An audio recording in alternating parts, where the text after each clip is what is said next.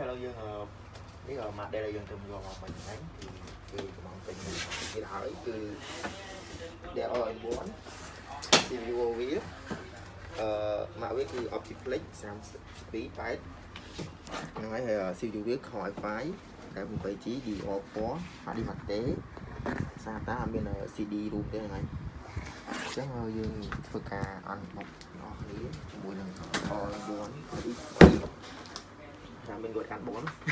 một mía là phải cái ngọt này bơ ngọt đấy thằng thôi về quá ngày còn đắng rồi dương người bật chia nó chia tôi là chỉnh ăn từ góc 7 công tơ bây giờ hãy cắt chế ok nó thằng trong ngồi rồi trên đó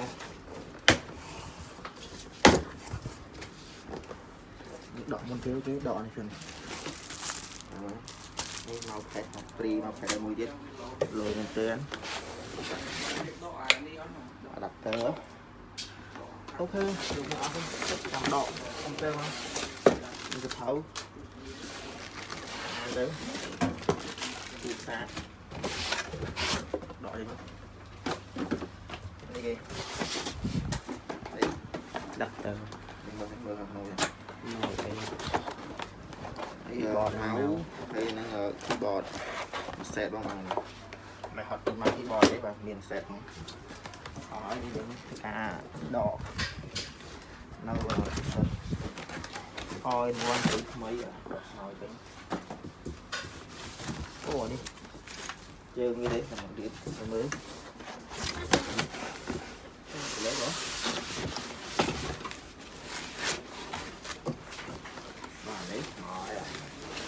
mọi sau mọi này nọ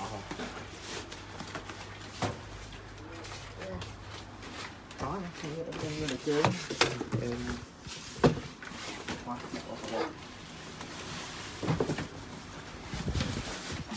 áo mày có mà đầu của anh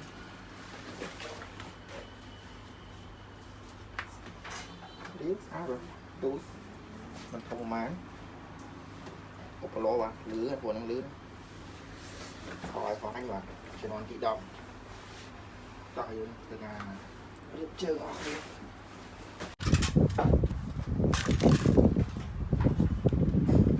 đó lo dương thức là anh chơi của anh chơi biết đặt chơi của châu làm bè kia chó nghe rồi dương chó rồi rồi người lại muốn bây giờ biết cái xã bên nào nói em nó sắp cọt đi làm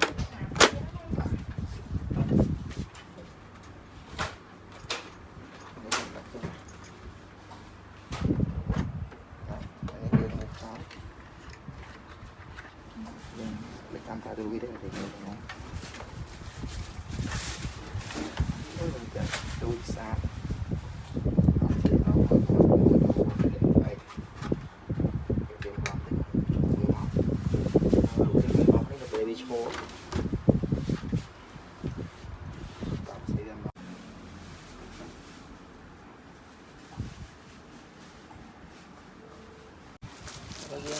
trong đó sẽ bắt ekran với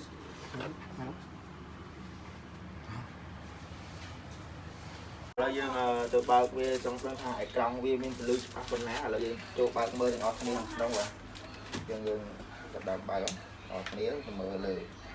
ekran với là vì lưu với smooth với có chụp bạc color với chụp bạc con này á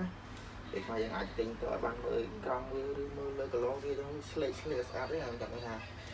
phải một DELL thì cái nói tí đọc những cái xa phần này trên cả đọc lời đó